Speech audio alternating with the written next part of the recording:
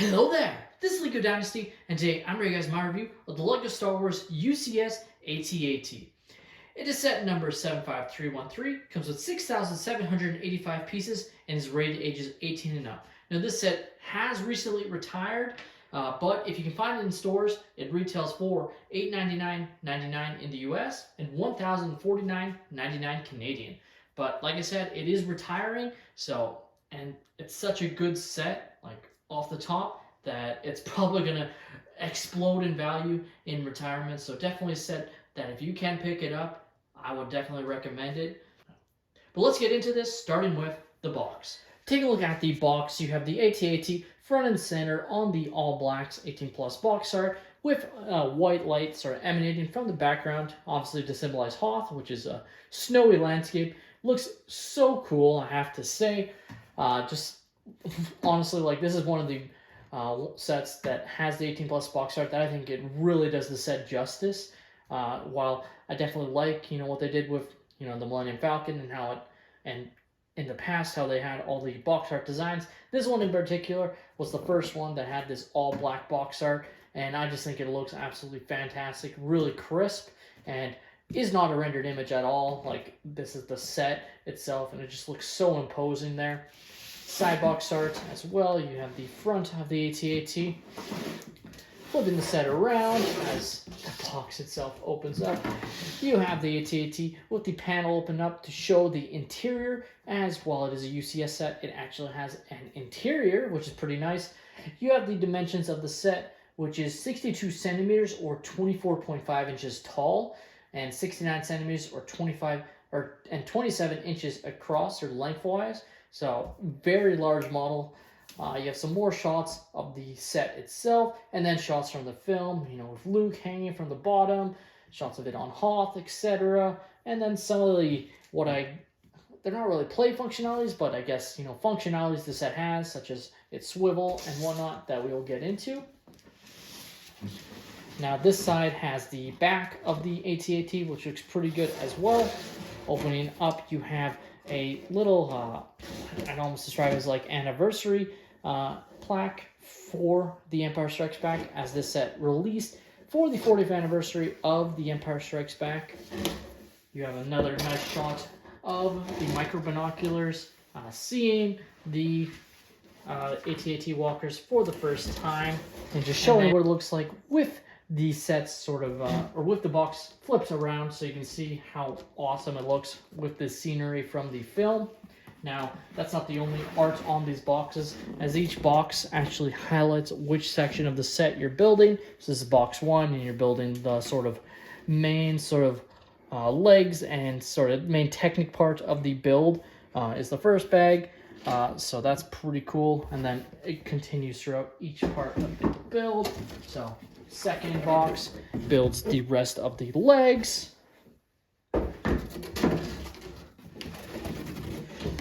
Third box builds the upper part of the interior of the set. And then the fourth box of the set actually builds, the panels and the front of the AT-AT. So definitely pretty nice. Definitely not something that most sets do. Like even, like more recent releases like the Venator and the UCS Jabba Sail Barge. Those sets didn't do that. You got some extra boxes, but it wasn't split up like this, and that made this a really pleasant building experience. And lastly, on the bottom of the box, you can actually see the underside of the AT-AT, which I think actually looks really cool, seeing how it looks like from this angle.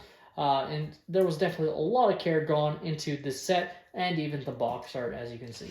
And here we have the manuals, which again look fantastic, I have to say. As you can see, you have, again, they're split by what the boxes were. So first bag and manual, or box and manual, was this section with the main technic aspects and the beginning of the legs. Second box and manual is the rest of the legs, then the main interior space, and then the panels and main head. So definitely very well put together there, and I love that they continue this like they had on the boxes. I just think this is such a cool concept that I wish they would continue doing this, because I think this is fantastic. Here we have the extra pieces I was left with following the conclusion of the build. And as you can see, I was left with quite a few. You have a extra lightsaber hilt in the chrome, and then quite a few Technic pieces, including a lot of these, black and blue and gray Technic rods, which kind of concerned me at first, but they weren't a part of the build. They were just extras across multiple sections of the build, so you definitely would have enough. Obviously, this is quite Technic heavy of a set, but yeah, quite a lot of extra pieces. And then lastly, not an extra piece, but this is the Lego screwdriver, so to speak, that you use to move the legs. So I figured I'd just show it off here. It's a really cool concept, and it actually has the Imperial logo on a printed part there, which is pretty awesome. Take a look at the plaque, and as you can see, it is one of the last ones, or Lego sets, that actually had the sticker element rather than it being printed. And there are pros and cons to using stickers versus printing. The main one to me being, lining it up so it looks perfect. But at the end of the day, like, obviously you avoid that little dimple, though you can kind of see one right there with the air bubble. But, you have some nice information there, which is pretty nice. And, just a pretty standard stand that doesn't have space for you to place your characters on, but also because you can actually fit the characters inside the vehicle. Taking a look at our first minifigure, we have Luke Skywalker in his pilot outfit. Now, of course, unfortunately, they did not give Luke, the absolute top-end printing that I honestly would have expected when they released this figure, especially, obviously, we have gotten the X-Wing, the UCS X-Wing since then that has the, top-end Luke Skywalker, which definitely would have been nice to have included in this set, but, at the time, that figure didn't exist. So, unfortunately, this is what we're left with. It's still a pretty nice Luke Skywalker, has your typical Luke Skywalker helmet, Luke being a little bit more anxious or gritting his teeth there, and being a little more sly. Also, of course, has a lightsaber and thermal detonator for when he destroys the AT-AT. Our next character is General Maximilian Veers, who is a fantastic character here with the dual molded legs for his boots. No arm printing, but the torso print looks awesome. And he also has a double-sided face print, as you can see. One with him a bit more happy, as he is killing all the rebels, and has a special molded helmet piece with the printing for the visor, which is definitely very nice there. Next up, we have 4 snowtroopers, and the only difference between them is going to be their face print. So here we have a human female, so that's pretty nice, but all of them are going to be exactly the same here in terms of torso and leg printing, so that's pretty nice. Of course, we did not get any waistcapes for these guys, which is really disappointing. This was the first set that really didn't include them, that really should have, because they just went with printing, and it just doesn't look as good as it could have been. Here's our next snowtrooper, just showing off the different face, this being a male character. Next up, we have another character here, as you can see. And here we have our final regular snowtrooper, as you can see. And lastly, we have our snowtrooper commander, who you can only tell that by the slight difference in printing.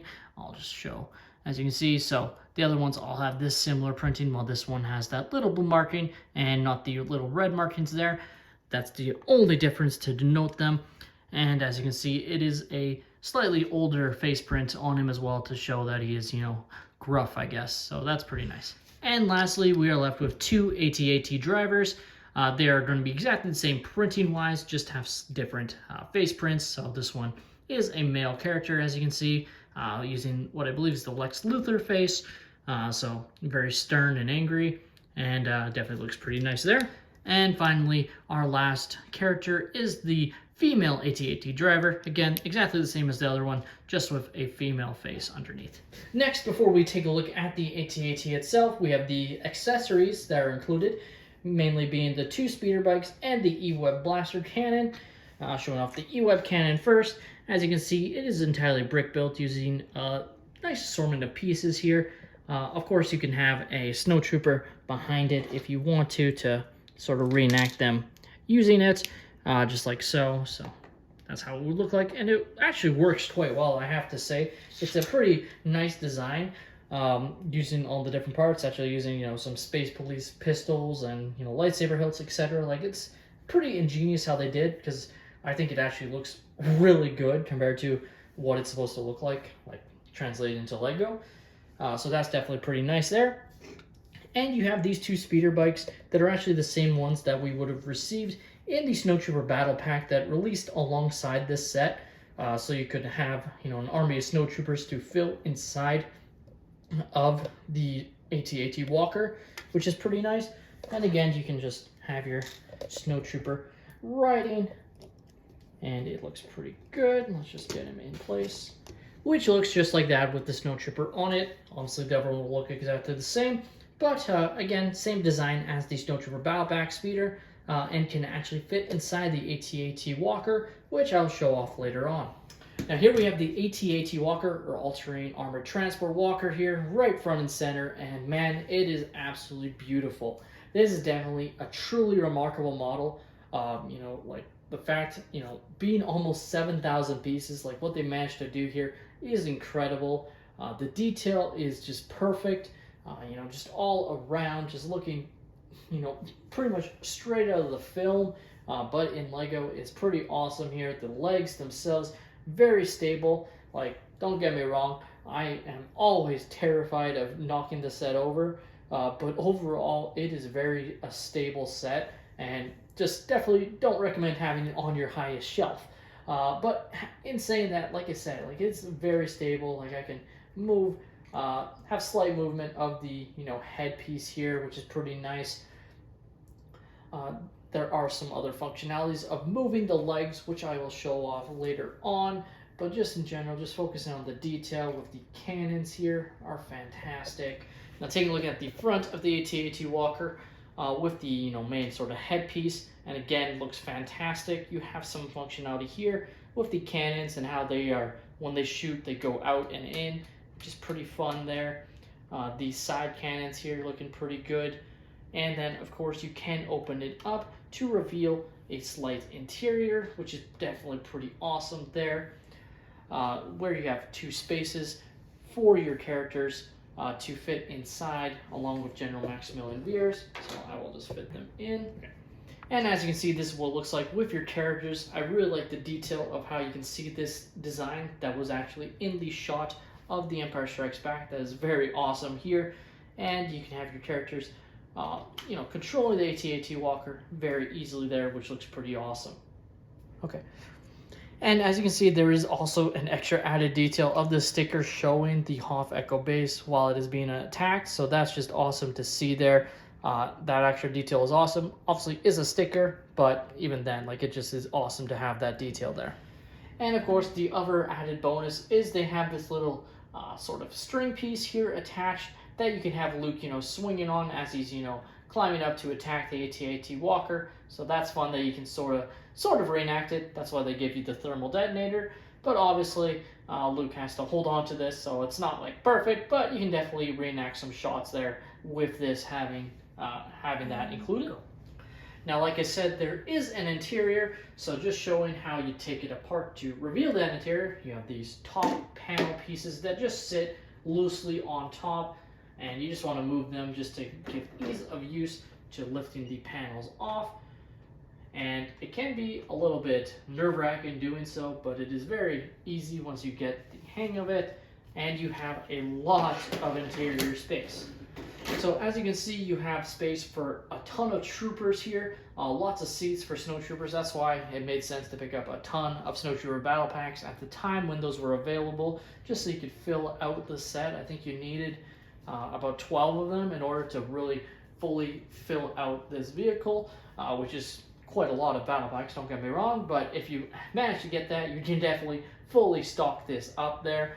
You have some great detail inside with these, light stickers to represent lights, along with the space for the speeder bikes. And as you can see, you have the speeder bike landed right inside there, and you actually have room for 3 others, so 1 more up top and then 2 others. So again, if you had the Snowtrooper Battle Pack, you could use those same speeder bikes on the other side. And just showing, with the other Snowtroopers inside the vehicle, as you can see, so even with the E-Web cannon here, again, you can really show off some cool action shots. There's also some additional panels that you can open up, so this is how, sort of supposed to represent where Luke is throwing the thermal detonator, I believe, but at the end of the day, it's, just a nice little panel detail there. You have some nice cooling tank detail for the AT Walker, which looks pretty awesome. And then you even have at the front the port that connects to the bridge. Obviously, not at all like possible to maneuver through, but this is supposed to represent that doorway. So that's nice to have that detail at the very least. And as you can see, you can take off the panels on the other side as well, so you don't have to just choose one side only. You can display it either way you prefer, which is definitely pretty nice.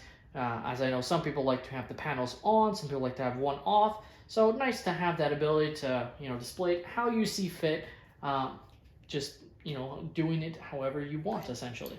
And just showing how you use this Lego screwdriver and basically what it does. So there are two Technic ports here. Basically one up here and then one down here, and they both work hand in hand with the leg, and you kind of need to move both. But basically, if you want to place the leg in a different position, you can just screw it or unscrew it, so basically loosen it. And as you can see, the leg is sort of moving the other way, and vice versa if you go clockwise. And then same at the top if you want to have it at a slightly different orientation or fixing it, etc. So definitely nice that you have that ability there, and was a pretty intuitive feature to have included for sure. And like I said, you would use this on all four legs if you wanted to move them. So same with this one, just like that. So allows you to get your legs into position however you see fit. If you want it more straight to keep the set super stable when you have it on display, you can definitely do that. The LEGO Star Wars UCS AT-AT is, without a doubt, one of the best LEGO sets they have ever made. One of the best Star Wars sets they've ever made. One of the best UCS sets. Just again, one of the best LEGO sets that's ever been made. And yes, it was definitely one of the most expensive sets, but it's going to double in price like that now that it's retired. No doubt about it. I honestly think this is one of the few sets that could end up rivaling Cloud City. Now, while I don't think it'll reach Cloud City's heights just because it doesn't have the special edition Boba Fett, I still think long term, a set like this, along with the Mos Eisley Cantina, are sets that I think will absolutely grow in value. And it's retired now, pick it up now. It's only going to get more and more expensive. What it is this year is not what it's going to be next year, is not what it's going to be the year after that. It's going to grow very quickly and be thousands of dollars in due course. With that being said, that's all my opinion.